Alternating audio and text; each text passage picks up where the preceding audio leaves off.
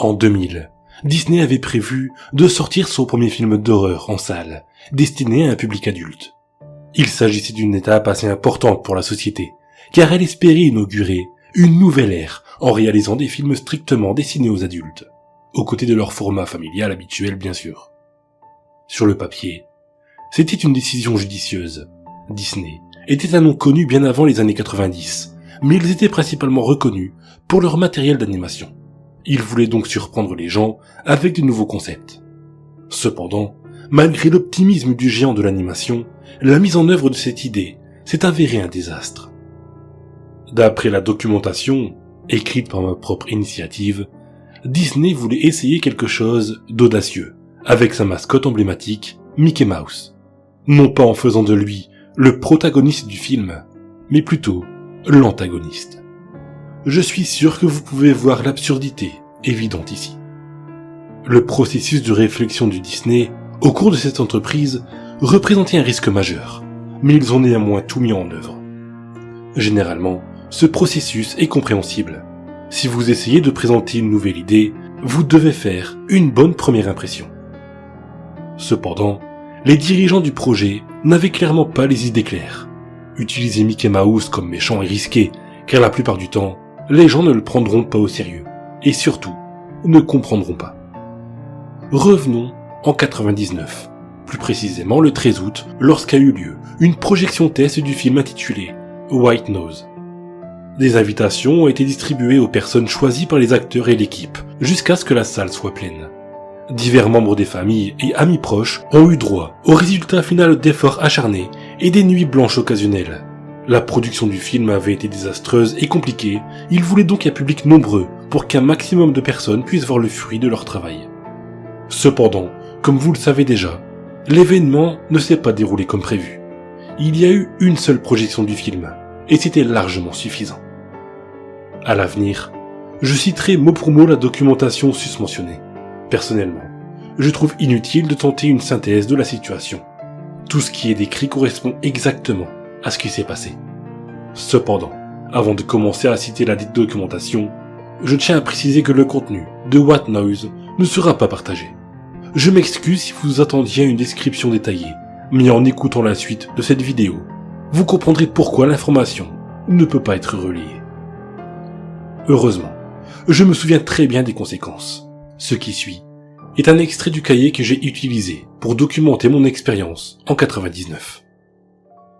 Conséquences du dépistage du test. White Noise. Une fois le film terminé, la salle est devenue sombre et est rapidement devenue silencieuse. La plupart d'entre nous étaient dans un état de choc intense. D'autres s'étaient naturellement évanouis à cause des horreurs dont ils avaient été témoins. Après un moment de silence, un événement véritablement imprévisible a profondément ébranlé le public. Alors que le public était encore sous le choc, la porte de la sortie de secours de la salle a commencé à s'ouvrir. Sa lente progression a provoqué un sentiment de terreur envahissant. Encore une fois, personne n'a fait de bruit. Cela semble indéniablement impossible, mais nous savions que quelque chose nous faisait taire de force, et cela n'a pas hésité à se manifester. Lorsque la porte atteignit le mur derrière elle, une lumière chaude engloutit le passage, menant à ce qui semblait être un vide. C'est à ce moment-là qu'une voix quelque peu étrange retentit dans les haut-parleurs, appelant les spectateurs à quitter le théâtre en raison d'une urgence électrique. En toute hâte, plusieurs personnes sont précipitées hors de la salle, craignant le pire. Malgré le départ de tant de gens, certains d'entre nous sont restés sur place, avec le sentiment angoissant que quelque chose n'allait vraiment pas. Pourquoi une alerte d'urgence serait-elle diffusée via les haut-parleurs connectés au projecteur ? Cette pensée précise a suscité un malaise.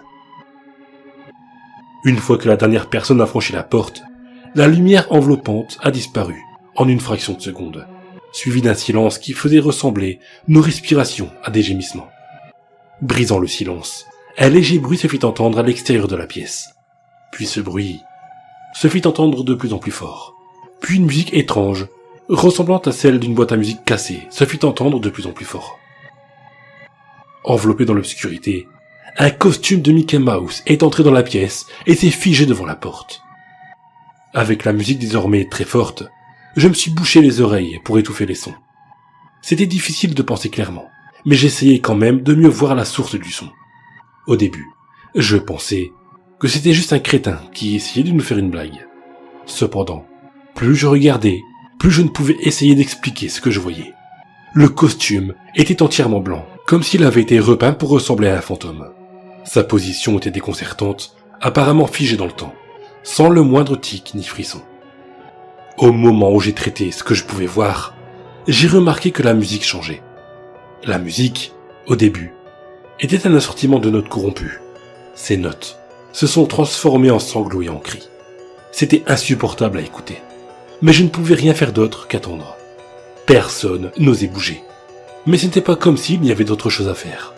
La sortie était bloquée par quelque chose aux intentions inconnues, et aucun de nous n'était prêt à bouger de son siège. Quelqu'un finirait sûrement par venir nous aider, alors nous avons juste attendu. Pourtant, malgré mon espoir tout au long du chaos, personne n'est venu. Je ne pouvais pas dire combien de temps s'était écoulé. Une dizaine de minutes, une trentaine de minutes, environ 1 heure. Le bruit constant ne me permettait pas d'envisager un délai raisonnable. J'avais l'impression de devenir fou, jusqu'à ce que j'éprouve un sentiment encore plus étrange. Ayant été exposé à ces cris pendant si longtemps, j'ai commencé à découvrir à qui ils appartenaient. Les personnes qui ont disparu dans la lumière n'ont jamais quitté le théâtre, n'est-ce pas? Après tout, je n'ai entendu aucune autre porte s'ouvrir ou se fermer.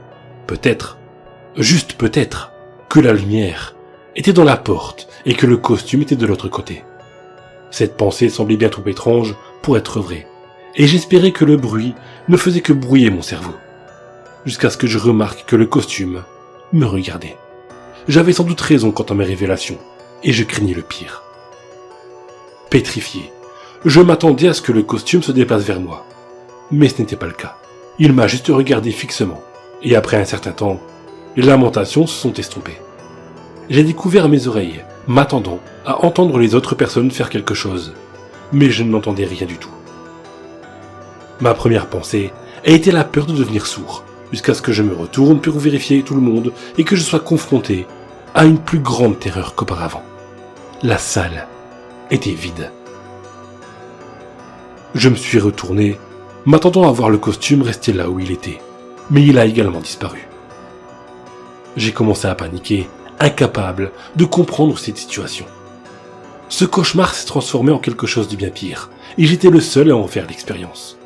Je voulais me couvrir le visage, mais j'ai réalisé que je ne pouvais pas bouger mes mains, et je ne les sentais pas non plus. En baissant les yeux pour voir pourquoi, je n'ai rien vu. Je n'ai pas vu mes mains, je n'ai pas vu mes bras, ni mes jambes ou mes pieds. Mon corps avait disparu. J'ai levé les yeux et mon corps était suspendu dans les airs. Le projecteur s'alluma et une masse palpitante de visages siamois remplit l'écran. Ils ressemblaient aux autres personnes qui étaient dans la salle lors de la projection du film. Leurs yeux se tournaient dans des directions aléatoires à chaque seconde. 1 seconde plus tard, mon corps a commencé à se griffer, arrachant la chair des os et arrachant les terminaisons nerveuses comme des poils incarnés. J'ai essayé de crier, mais rien n'est sorti.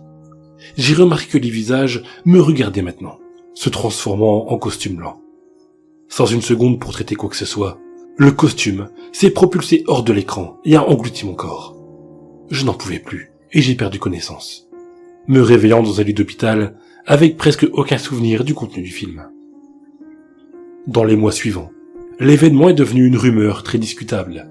Les victimes ont commencé à montrer leur traumatisme les unes après les autres, entraînant souvent des suicides ou des cas de disparition, tandis que les survivants connus étaient probablement hospitalisés.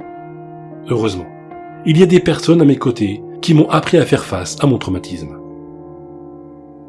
En raison des preuves insuffisantes, la projection test a été qualifiée d'hystérie de masse, le scénario dans son ensemble ayant été nié à la fois par Disney et par le théâtre.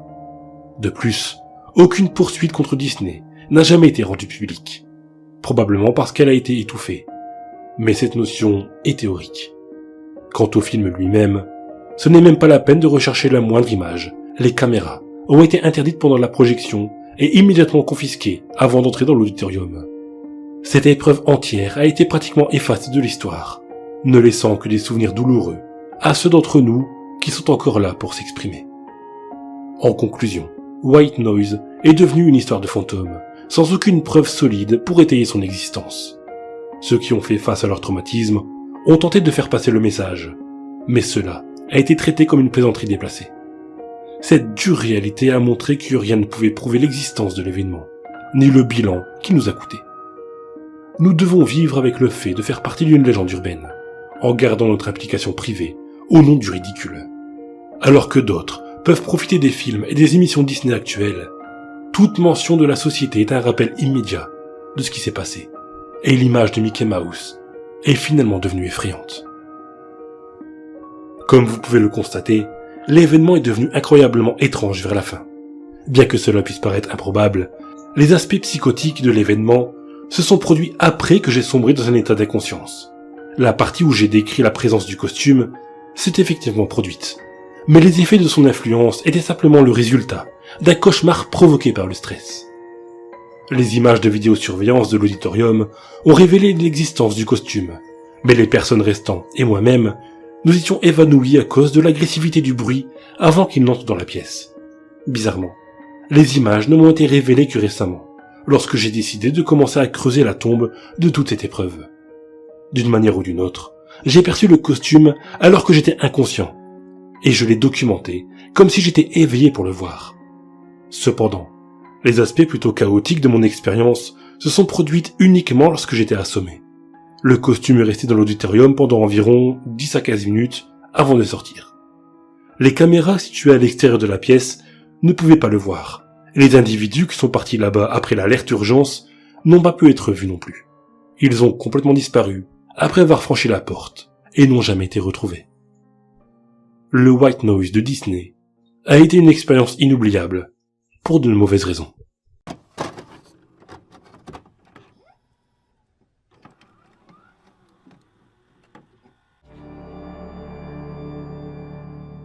Je n'ai pas l'habitude de raconter ma vie sur Internet. À vrai dire, je ne le fais pratiquement jamais, et j'aurais aimé ne jamais le faire. Mais je me sens obligé de vous raconter une partie de celle-ci, afin de vous déconseiller de télécharger un film en particulier. Je suis conscient que ça paraît dingue qu'une personne débarquant de nulle part, et voulant rester bizarrement anonyme, vous raconte une chose pareille. Après tout, rien ne vous empêche de continuer la lecture. Il y a quelques semaines, je venais d'emménager dans mon tout premier appartement. Ce fut tout nouveau pour moi. Je ne vous cache pas que j'étais assez angoissé à l'idée d'avoir mon propre chez moi. Mais ce qui comptait le plus à mes yeux, c'était qu'à partir de maintenant, je fus totalement indépendant. Bien sûr, ce n'était pas un palace, mais cela était évidemment suffisant pour vivre. Mes parents m'avaient offert une magnifique télé afin de ne pas trop m'ennuyer en rentrant du boulot. Elle agençait merveilleusement bien mon salon, à moitié vide. Parfois, je passais des heures devant celle-ci, juste parce que j'étais heureux d'avoir la télé rien que pour moi. Pratiquement tous les soirs en rentrant du travail, je télécharge, illégalement certes, un film pour occuper mes soirées. J'ai toujours eu une préférence pour les films tirés de faits réels. C'est vrai, se dire que ce genre de film est une interprétation d'histoires qui ont eu lieu peut paraître flippant, impressionnant ou même incroyable. Bref, la semaine dernière, je m'étais rendu sur internet afin de me procurer un de ces films, quand une pub est apparue. Bien sûr, cela ne m'a pas étonné, vu que sur ces sites, des publicités de toutes sortes apparaissent. Mais celle-ci était différente de celles que nous avons l'habitude de rencontrer. Le chargement de la page était affreusement long. Tout d'abord, le fond était complètement noir. Puis, un titre était apparu par la suite en haut de la pub. The Sad Reality. C'est alors que d'un seul coup, la page avait complètement chargé, comme si c'était fait exprès, de sorte à laisser en suspense l'internaute tombant sur celle-ci. Juste après le titre, il y avait une vidéo. C'était le trailer d'un film comportant évidemment le même titre situé juste au-dessus. La bande-annonce débuta sans même que j'aie pris la peine de cliquer sur play. Dès les premières secondes, je pouvais remarquer le corps inanimé d'une pauvre femme, ainsi que celui d'un homme ayant lui aussi perdu la vie. Je ne vous cache pas que rien que cette vidéo me rendait mal à l'aise. La musique qui l'accompagnait était sinistre, glauque. Je pourrais même vous citer tous les adjectifs qui existent et en rapport avec celle-ci. À la fin de la vidéo, le trailer nous fait savoir que le film est disponible, gratuitement visiblement, depuis le printemps 2013. Je me permets de mettre le lien du trailer dans la description pour les plus curieux d'entre vous. Pour les plus sensibles comme moi, évitez de vous laisser envahir par votre curiosité. En dessous, il y avait le synopsis du film. J'ai pris soin de le traduire le plus correctement possible. The Sad Reality permet de montrer au monde ce qu'est vraiment la réalité. Presque toute la population de cette foutue planète a peur de la réalité. La plupart des gens ne s'en préoccupent même pas. Ils préfèrent se morfondre dans leurs loisirs si puérils. Puis, leur objectif est de se marier. Ensuite, fonder une famille, avoir plein d'enfants, travailler, puis mourir. Peu importe l'ordre. Les plus courageux d'entre vous oseront regarder ce snuff movie, entièrement réalisé avec des images d'archives, ainsi que des réalisations sans aucun effet spéciaux. C'est en lisant ce résumé que j'ai compris qu'il ne s'agissait pas d'un simple film qui passerait à la télé. Je n'en avais jamais entendu parler avant, mais d'après le trailer, il était déjà sorti, gratuitement, en téléchargement. En bas de la page, il y avait justement le lien de téléchargement. J'ai longuement hésité avant de cliquer dessus. Un snuff movie. Il n'y a rien de plus horrible comme catégorie de film. Je ne sais même pas si on peut appeler ça un film. Après réflexion, ma curiosité m'avait devancé. Le chargement selon ça. Mon cœur battait de plus en plus rapidement quand j'ai remarqué qu'on ne pouvait pas annuler les téléchargements. Il y avait simplement la barre de chargement. Rien de plus. Il était impossible de réduire la fenêtre. Je n'avais plus qu'à attendre patiemment. Je me demandais sans cesse si ce n'était pas qu'un simple virus. Télécharger un film grâce à une pub n'était pas vraiment une bonne idée. Une trentaine de minutes plus tard, le téléchargement fut terminé. Quand j'ai appuyé sur le bouton droit de la souris sur le fichier du film, il n'y avait, étrangement, que deux options possibles. Lecture ou copier. Je ne pouvais même pas le supprimer ou le renommer. Sans trop chercher à comprendre, je le mis alors directement dans une clé USB afin de le regarder sur la télévision. J'avais à peine branché la clé qu'un diaporama d'images du film défila. Elles étaient toutes plus atroces les unes que les autres. Sur l'une d'elles, je pouvais apercevoir un chercheur, ou je ne sais trop quoi, en train d'analyser le corps d'un pauvre jeune homme qui avait été complètement éventré. J'ai eu des nausées en regardant ces photos si abominables.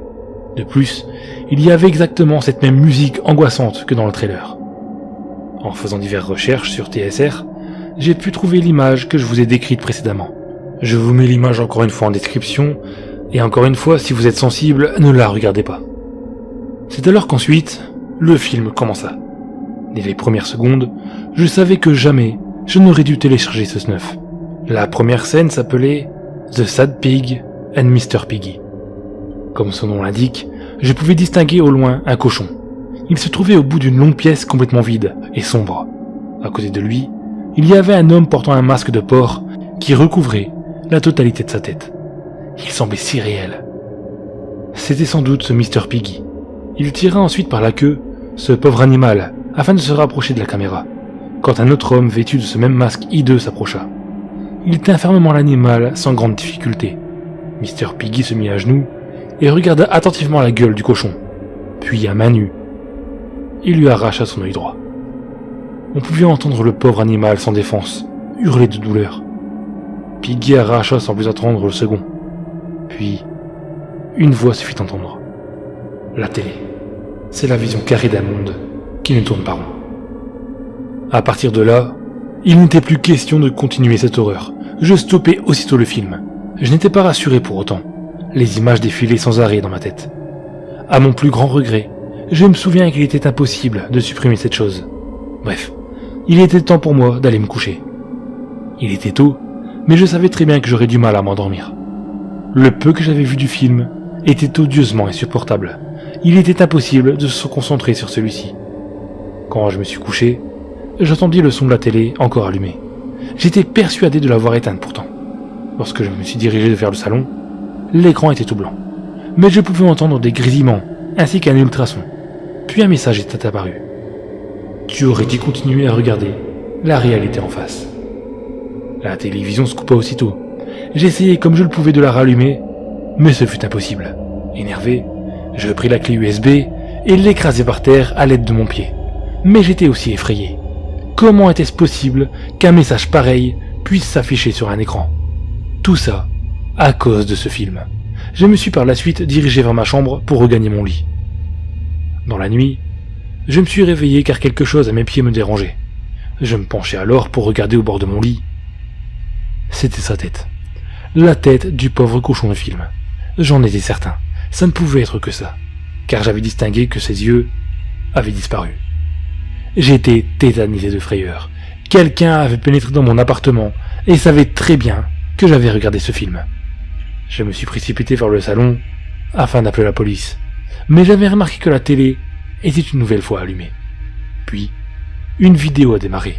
En fait, elle enregistrait en direct. C'était ma chambre qui était filmée.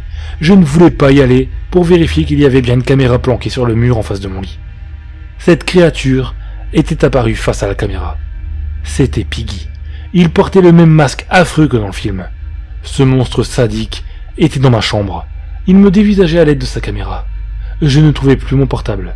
Mon téléphone fixe avait été enlevé. Je me suis alors dépêché vers la porte d'entrée, mais celle-ci était fermée. Lorsque je me suis retourné, il n'y avait plus personne, ni à l'écran, ni dans la chambre. Mais cette fois-ci, il y avait un morceau de papier dans la gueule de l'animal. Dessus, il y avait écrit « À ta place, je ne m'endormirai plus ».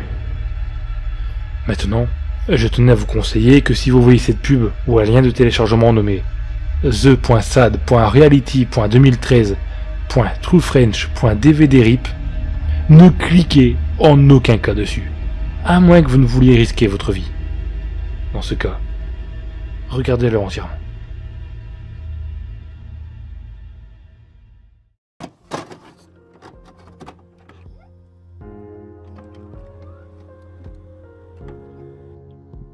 La chaîne YouTube Movie Magic rassemble un certain nombre de vidéos musicales dans un genre qu'on pourrait qualifier d'ambiante.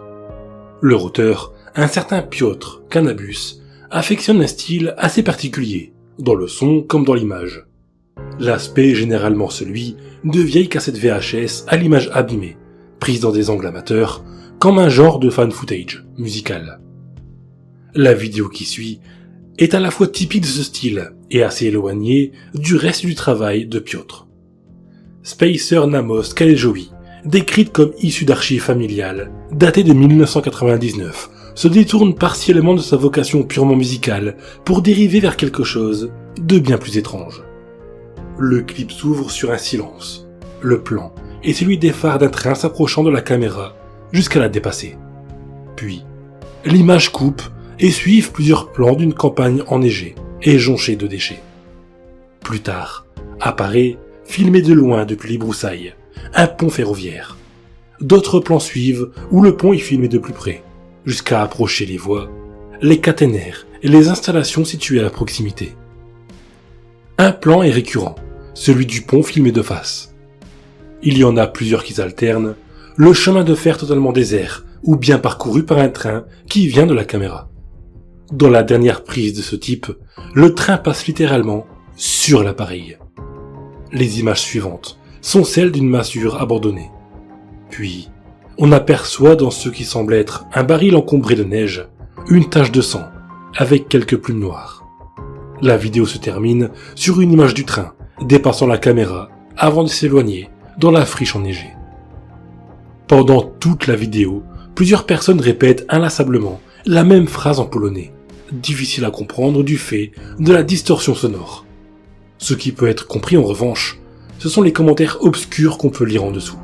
Certains mentionnent des dates, d'autres parlent d'une purge. J'accorde peu de foi à mes traductions plus qu'approximatives, mais ils sont des gages plus que de simples réactions. Et je ne peux pas m'empêcher de relier tout ça à la traduction du titre. Spacer Namos Kalejowi signifie marcher sur le pont ferroviaire, parcourir le chemin de fer au risque de se faire percuter par un train, comme dans le plan où les wagons passent au-dessus de la caméra. Est-il question difficile.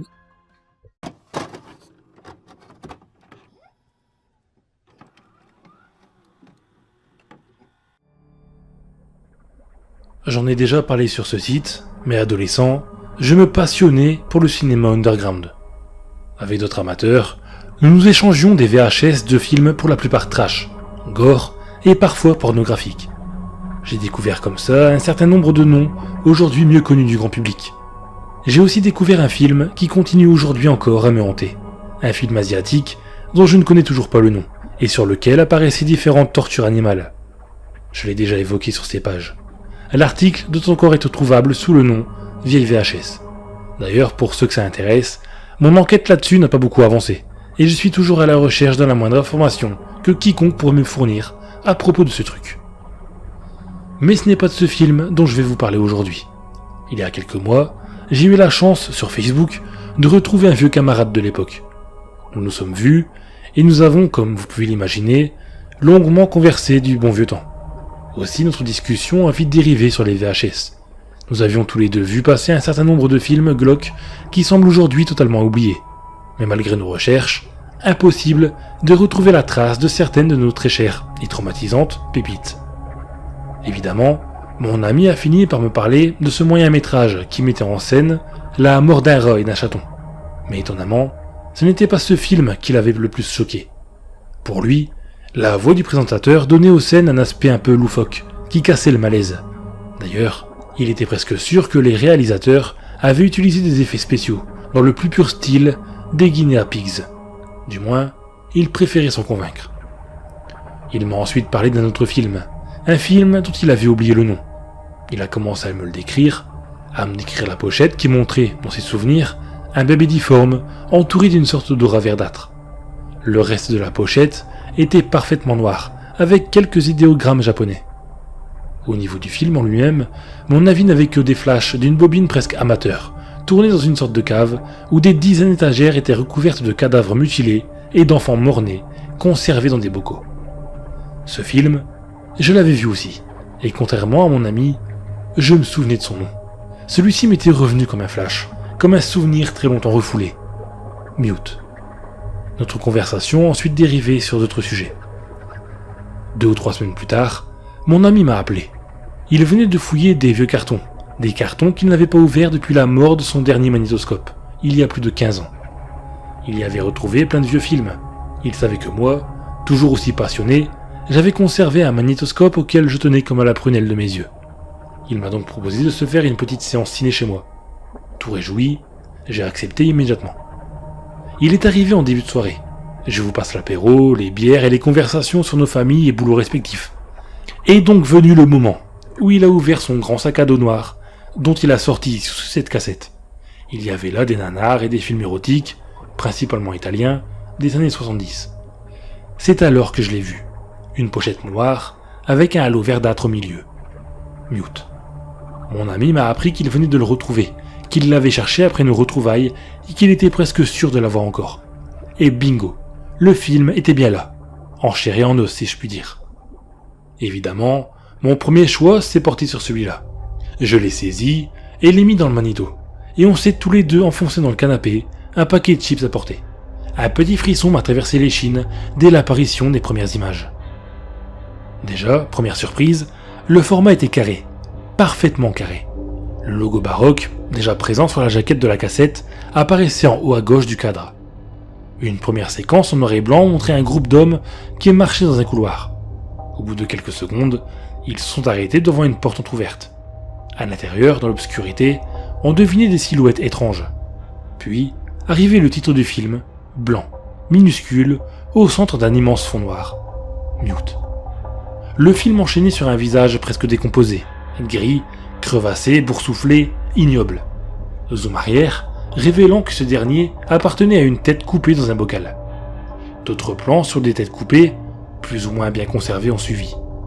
À un moment, la caméra a filmé un visage de profil.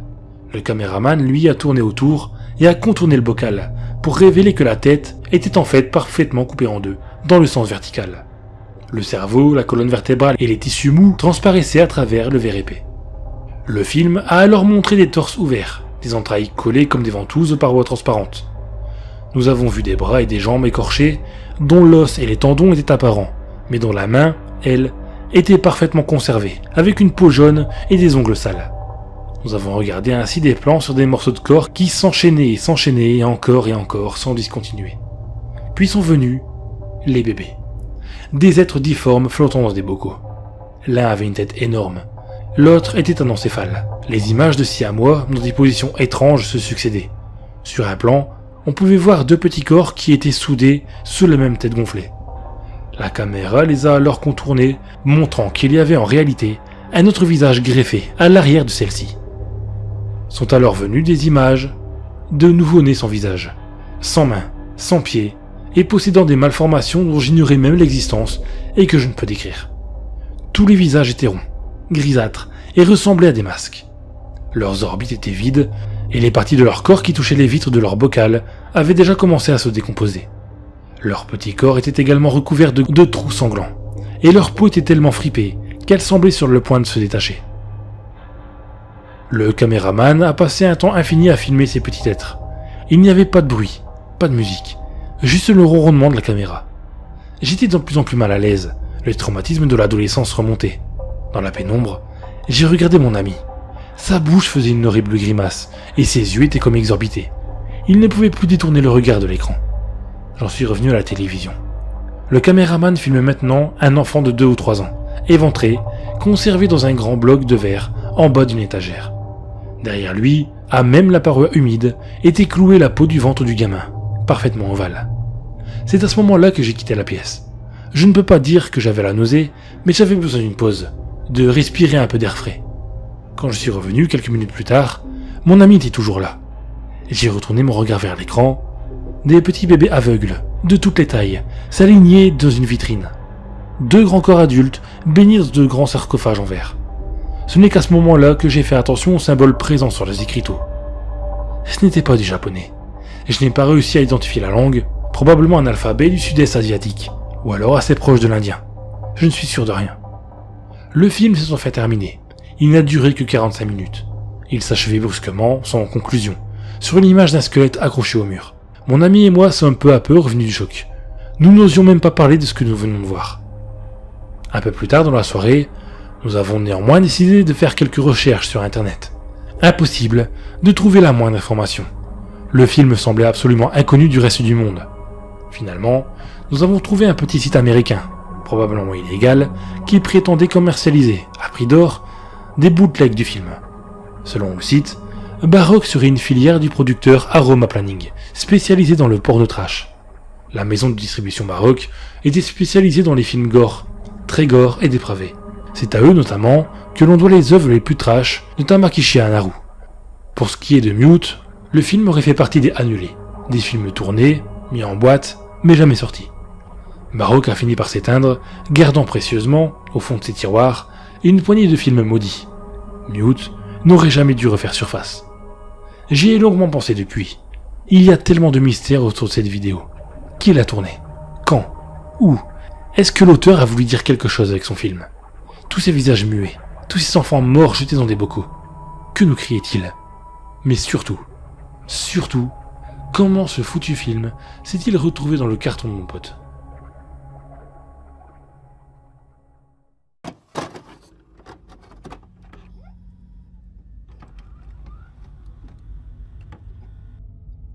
Connaissez-vous ces émissions qu'on aime regarder à la télévision, comme Bob l'éponge, Le Monde Incroyable de Gumball et d'autres? J'évoque ces émissions parce que ce sont des exemples d'émissions que vous et moi regardions.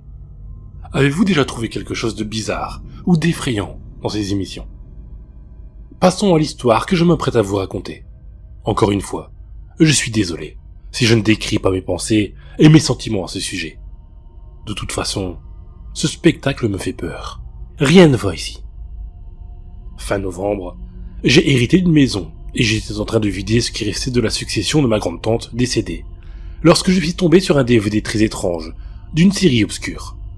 La boîte était très endommagée, mais le disque était apparemment en parfait état.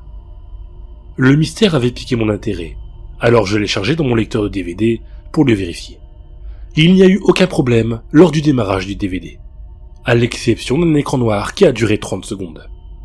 Après environ ces 30 secondes, le texte « Samy le chat » défilait lentement sur l'écran, suivi de l'année 2019 dans une police plus petite. C'était ahurissant, car ma grande-tante était décédée en 2020, et nous n'avons eu accès à sa succession que récemment. On m'a dit que beaucoup de ces DVD ont été regardés par une fille qui gardait ses enfants lorsqu'elle vivait encore à la maison. Elle a séjourné dans une maison de retraite de 2017 jusqu'à son décès. Après l'écran titre, l'écran devient rapidement blanc. Le blanc se fond dans une photo d'une pièce légèrement meublée, presque vide, avec une porte sur la gauche. Mais assez rapidement, un gros chat entre dans le cadre. Le chat est majoritairement blanc, mais présente des taches noires. L'écran était très flou. Il est donc extrêmement difficile à distinguer, mais il semble que ce soit un personnage déguisé en chat. Alors qu'il se retourne, je remarque les grosses joues, les yeux écarquillés et les points de suture sur la partie devant de son corps. Les proportions étranges du costume me portent à croire qu'il est fait maison. Après s'être retourné, le chat regarde en direction de la caméra, pendant ce qui semble être des minutes, jusqu'à ce que, encore une fois, l'écran devienne blanc. Après plusieurs secondes d'écran blanc, on voit l'homme costumé, en train de manger dans un bol de ce qui semble être de la viande crue. La source en est inconnue. Et je vous laisse déterminer quelle est la viande. Après avoir vidé le bol, l'homme quitte le cadre pour revenir environ 30 secondes plus tard, tenant la main d'une femme masquée. La femme était silencieuse et figée. L'homme l'a conduite au chevet et l'a fait s'asseoir. Il s'assoit à côté d'elle et il commence à trembler. Ces tremblements sont de plus en plus violents. La femme, quant à elle, est toujours assise, immobile. Cela a dû durer plusieurs minutes, jusqu'à ce que l'homme se retourne et attrape la femme par le cou. La femme pousse un cri et glaçait le sang, si fort que le son de la caméra a du mal à le capter. Et l'homme se bouche les oreilles et se mit à crier. Il se lève, l'attirant également involontairement. La femme est tirée par le cou, puis laissée tomber. À ce stade, mon cœur bat la chamade et je suis confus et sous le choc de ce que j'ai peur d'avoir trouvé. Cela semblait trop réel et déséquilibré pour être un film indépendant, mais rempli d'effroi. J'ai continué à le regarder se dérouler. Après avoir laissé tomber la femme, l'homme traverse frénétiquement une porte du côté gauche de la pièce principale. Peut-être un petit placard, car sa jambe droite dépasse toujours. Une fois à l'intérieur, il se déplace pendant environ 10 à 20 secondes, jusqu'à ce qu'il se retourne soudainement pour révéler un fusil de chasse à long canon, pointé directement vers la femme. La femme, toujours les yeux bandés, est assise par terre dans un silence troublant. Il y a un immense sentiment de désespoir qui traverse mon corps alors que je la regarde exister, complètement inconsciente de ce qui est pointé vers elle. Elle n'a pas le droit de le voir venir. Après être resté debout un moment, l'homme baisse son arme, se dirige nonchalamment vers la caméra et l'éteint. L'écran s'assombrit et c'est le dernier contenu du DVD. La femme a probablement été tuée dans cette pièce parce que j'ai entendu un coup de feu pendant le fondu, et ce qui a suivi a été le cri à glacer le sang de la femme. Le spectacle s'est alors terminé. Après la fin du film, après quelques jours de peur et d'hésitation, j'ai décidé de signaler le disque à la police locale. Ils l'ont pris comme preuve, mais je mentirais si je disais que j'avais eu une réponse à mes questions. Je me suis inquiété de ce qui était arrivé à cette femme. J'ai été terrifié par quelque chose que j'espérais n'être pas vrai, mais j'avais peur que ce soit le cas. Cela me rendait fou. Je ne pensais qu'à ça. Alors hier, j'ai décidé de retourner dans la boîte où j'avais trouvé le disque original, parce que je savais que je n'avais pas regardé très attentivement la première fois. Après avoir passé au crible anxieusement pendant environ 30 secondes, un choc convulsif s'est délivré dans tout mon corps, lorsque je l'ai vu. À ma grande consternation, j'ai repéré une autre boîte de disques endommagée, et sans étiquette, posée le long du bord de la boîte. Sans hésitation, j'ai attrapé le DVD et inséré le disque endommagé dans mon lecteur. J'espérais plus de preuves. Voici les événements qui se sont produits après le premier disque. La même intro avec le chat. Il parlait à un garçon de 5 ans. Il a demandé au garçon de le suivre jusqu'à la table où était posé un mixeur et un bol. Bol, qui était dans le disque précédent. Il a ramassé le garçon et l'a transformé en smoothie de la plus cruelle des manières. Le spectacle était épouvantable. Le chat est revenu dans son placard, laissant échapper un énorme soupir, comme s'il regrettait ce qu'il avait fait. Et le DVD se termine. J'ai commencé à remettre en question cette émission, et le fait que cet homme ne l'avait même pas mise dans le magasin de DVD voisin. Sauf dans la maison de ma grande-tante, dont j'avais hérité. J'ai éteint le DVD, et je l'ai retiré de mon lecteur, et je l'ai signalé au service de police. J'ai de plus en plus de questions en tête. À vous de répondre. Qui était l'homme au costume de chat? L'homme était-il apparenté à ma grande-tante? Et pourquoi tuait-il des gens? Je vais vous permettre de comprendre. J'avais peur pour ma vie. Je n'avais jamais rien vu d'inexplicable et de bizarre jusqu'à présent. Et jusqu'à ce jour, Un sentiment de terreur m'envahit toujours, et j'ai l'impression d'avoir fait quelque chose de mal. Quand je raconte ce moment aux gens, ils me lancent toujours des regards étranges, et ils continuent de supposer que j'ai fait un mauvais cauchemar, alors que ce n'est pas le cas. Alors que j'essayais de m'endormir pour oublier ce qui s'était passé aujourd'hui, j'ai commencé à rêver, et ce rêve semblait normal au début. Je suis assis sur ma chaise, mon salon est convenablement meublé, et ma télévision fonctionne en mode statique complet. Lorsque la statique s'est terminée après 12 minutes, l'ancien logo de Warner Bros a clignoté sur l'écran, révélant le texte « Sammy the Cat ». Je savais comment cela allait se passer, mais je ne me souviens pas avoir vu Warner Bros au début. Est-ce que cela avait été réalisé par Warner Bros? Peut-être un Lost Media, je ne sais pas. J'ai continué à regarder. L'épisode a commencé avec la caméra pressée contre le visage de Sammy, avec ce faux sourire géant. Et puis, je l'ai entendu parler. « Bonjour, je voudrais parler. » Sa voix était joyeuse, grave et forte, et on aurait dit qu'il était vieux. Il m'a parlé, j'ai essayé de bouger, mais je fais des rêves dans lesquels je ne peux pas bouger du tout. Il a prononcé des phrases qui m'ont brisé le cœur. « Ta grande-tante méritait de mourir. » Quand cette phrase est sortie de sa bouche, cela m'a brisé le cœur, et j'ai retenu l'envie de pleurer. Je l'aimais et elle m'a quitté. Quand elle m'a quitté, j'étais fauché. C'est pourquoi j'ai essayé de créer mon propre spectacle, pour récupérer mon argent. La voix se rapprochait de l'écran, et c'était presque comme s'il me chuchotait à l'oreille. J'ai commencé à avoir des frissons. J'ai dû retenir mes larmes du mieux que je pouvais. Sammy m'a vu retenir mes larmes, puis la caméra a zoomé ce qui semblait être un fusil de chasse dans sa main. J'ai finalement arrêté de pleurer, regardant le fusil de chasse d'un air vide.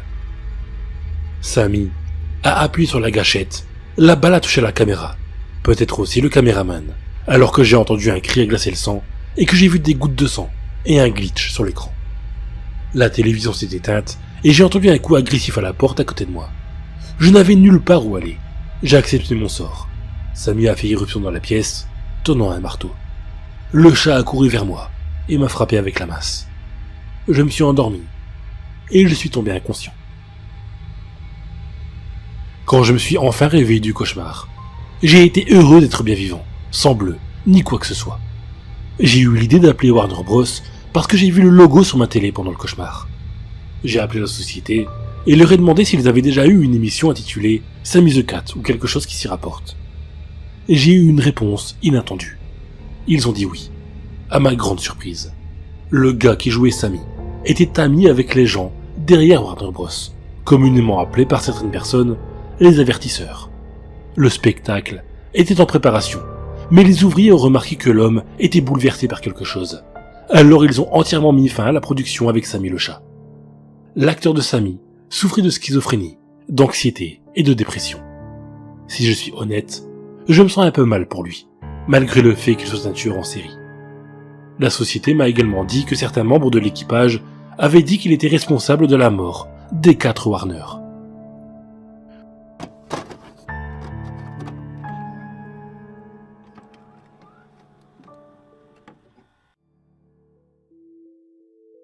Tout le monde sait que si vous surfez sur le web assez longtemps, vous tomberez sur des trucs vraiment pas nets. C'est spécialement vrai si vous vous trouvez dans la partie sombre d'internet. J'ai déjà vu pas mal de choses et je n'hésite pas à le dire. Mais la chose qui m'a marqué le plus, et dont je me souviendrai toujours, est un site appelé normalpornfornormalpeople.com. La première chose étrange à propos de ce site est que je ne l'ai pas trouvé en le cherchant. Il m'a été envoyé par mail par une personne que je ne connaissais absolument pas. Le mail était comme ça. Salut, trouvez ce site pas mal, pense que tu devrais jeter un œil. Normalpornfornormalpeople.com. Fais passer pour le bien de l'humanité. C'était un mail assez standard, bien que le lien et la dernière phrase aient vraiment attiré mon attention. J'avais passé une assez ennuyeuse journée, donc je me suis assuré que l'antivirus marchait, et j'ai cliqué sur le lien. C'était un site normal, et plutôt moyen. Ça donnait l'impression que le créateur s'en foutait d'y donner un look professionnel. L'auteur semblait avoir une connaissance ténue de l'anglais, et sur la page d'accueil, il y avait un texte long, ennuyeux et incohérent, dont je ne me souviens pas, et dont je n'ai gardé aucune trace. Ce site avait un slogan étrange, dont même aujourd'hui, personne n'a compris le sens, qui était « du porno normal pour des gens normaux ». un site web dédié à l'éradication de la sexualité anormale. Et à la vue de ça, je n'étais pas sûr d'être ici pour voir du porno, ou si j'étais tombé dans une sorte de programme d'eugénisme. Mais j'étais là maintenant, et j'étais vraiment curieux de voir ce que les gens normaux avaient sur leur propre site. J'ai donc défilé le texte jusqu'en bas. Et rien. La page ne semblait mener nulle part ailleurs. Et j'étais sur le point de partir, quand j'ai remarqué que chaque mot du texte était son propre hyperlien. J'ai cliqué sur un d'entre eux, et été envoyé vers une page blanche et une très longue liste de liens dans ce style. normalpornfornormalpeople.com, random letters. Alors, j'ai arrêté pendant 1 minute et je me suis demandé si je voulais vraiment perdre Dieu sait combien de temps à cliquer sur les liens aléatoires qui me donneront probablement un virus qui va s'attaquer à moi d'ordinateur. J'ai pensé que je devais essayer 5 minutes, juste pour voir si quelque chose arrivait. J'ai cliqué sur un des liens et j'ai été envoyé sur une autre page. Cette page avait une URL complètement différente du précédent. J'étais sur le point de dire « Ah, laisse tomber ce truc !» quand j'ai cliqué sur le 3e lien et que le téléchargement d'une vidéo s'afficha. Elle s'appelait peanuts.avi. C'était une vidéo de 30 minutes, d'un homme, une femme et un chien dans une cuisine. La femme faisait un sandwich au beurre de cacahuète, et l'homme l'a ensuite jeté au chien qui l'a mangé. C'est tout ce qu'il se passait pendant les 30 minutes. Il était évident que le caméraman a dû arrêter de filmer et attendre jusqu'à ce que le chien soit prêt à manger à nouveau.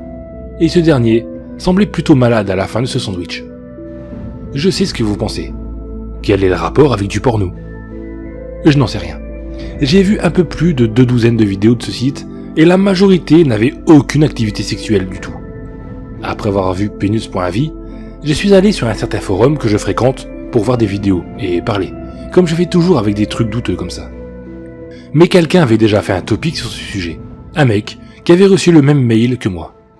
Il y avait beaucoup de personnes sur le forum qui n'avaient rien de mieux à faire que creuser plus profondément dans ce site, et c'est comme ça que j'ai vu d'autres vidéos. La plupart de ces vidéos étaient vides de toute action, et consistaient en un dialogue entre des personnes et le caméraman dans une chambre vide, à part un bureau et quelques chaises. Il n'y avait vraiment rien sur les murs ou en matière d'ameublement. La chambre entière possédait une froide et stérile atmosphère. Les conversations étaient juste des badinages inactifs sur d'anciens emplois ou des moments embarrassants d'enfance. J'ai gardé espoir d'une discussion sur ce que les vidéos contenaient ou sur le site, mais bien sûr, rien. Si je les avais vues hors contexte, je n'aurais jamais pu savoir qu'elles avaient un rapport avec le porno. Je vais cependant avouer une chose. Les gens qui apparaissent dans ces vidéos étaient très attrayants. Mais c'était dans les vidéos qui avaient un contenu qui, je suppose, peut être appelé sexuel, que les choses devenaient bizarres. Je vais donner une brève description de ces étranges vidéos. Si vous êtes vraiment rongé par la curiosité, vous pouvez essayer de les trouver sur un site de torrent. liquidclean.avi. Une vidéo de 10 minutes, filmée avec une caméra cachée, dans laquelle on voit un plombier travailler sur une machine à laver pendant les 2 premières minutes. Quand c'est fini, le plombier parle brièvement au locataire et quitte la pièce. Le locataire vérifie que le plombier n'est plus là et se met à lécher tout le dessus de la machine à laver. Ça continue pendant plus de 7 minutes. Jimbo.avi. Une vidéo de 5 minutes d'un mime obèse jouant à la comédie. Il était plutôt marrant, surtout le moment où il fait semblant de s'asseoir sur une chaise et de faire comme si elle se cassait sous son poids. Les dernières 30 secondes de la vidéo, la caméra coupe brièvement et revient sur l'homme sanglotant silencieusement, toujours en train de porter ses habits et son maquillage de mime. Une sorte de fétichisme obscur. Diana.avi. Une vidéo de 4 minutes, dans laquelle le caméraman parle à une femme dans une chambre différente de la salle d'interview. Cette chambre ressemble à une que vous trouverez dans une maison d'une personne normale. L'endroit exact où il se trouve n'est jamais indiqué, puisque Diana ne parle que de sa manière de jouer du violon. Elle joue bien évidemment de son violon, mais elle reste distraite par quelque chose. Je n'avais pas remarqué jusqu'à ce que quelqu'un sur le forum le dise.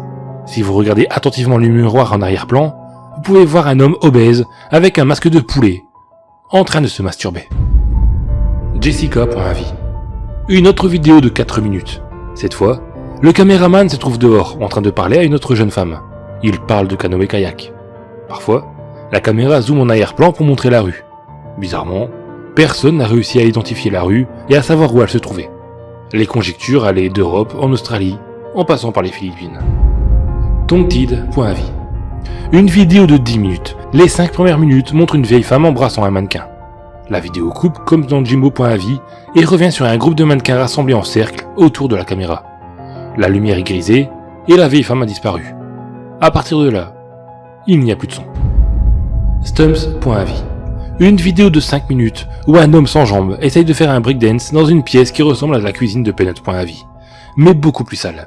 Il y a une radio qui émet une musique en fond, mais elle s'arrête au bout de 4 minutes lorsque l'homme s'arrête. Il respire fort et implore quelqu'un en dehors de l'écran de le laisser se reposer. Cette personne en dehors de l'écran devint extrêmement en colère et se met à lui crier de continuer à danser, ce qu'il fait. On peut entendre cette personne gueuler jusqu'à ce que la vidéo s'arrête brusquement. Privity.avi. La femme de Diana.avi se masturbe sur un matelas dans la salle d'interview, pendant que l'homme de Stumps.avi marche sur les mains en portant une sorte de masque de gobelin. La porte de cette pièce était fermée dans les autres vidéos, mais là, elle est ouverte. Dans cette vidéo, la seule lumière qui éclaire est dans la pièce et le couloir est très sombre. Près de la fin de la vidéo, on peut voir un animal courir rapidement dans ce couloir.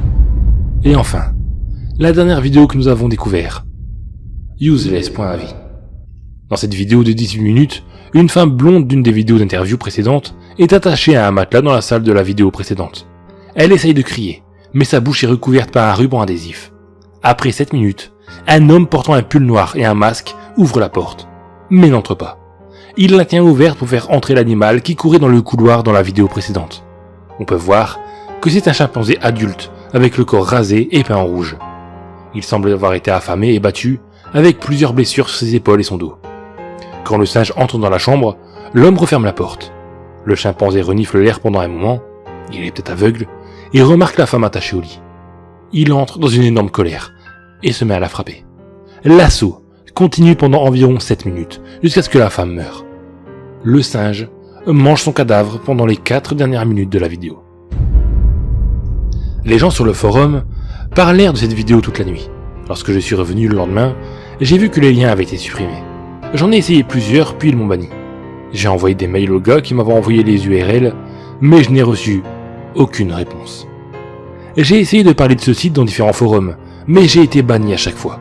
Le site lui-même a été supprimé, 3 jours après que Useless.avi a été découvert, sans doute parce que quelqu'un a alerté les autorités. Les seules preuves montrant que normalpornfornormalpeople.com a existé sont quelques screens, et des vidéos téléchargées et uploadées par des personnes. La plus populaire de ces vidéos est Useless.avi, qui a été retrouvée sur quelques sites gore. Mais peu importe où vous les uploadez, les vidéos de normalpornfornormalpeople.com sont toujours supprimées au bout d'un certain temps.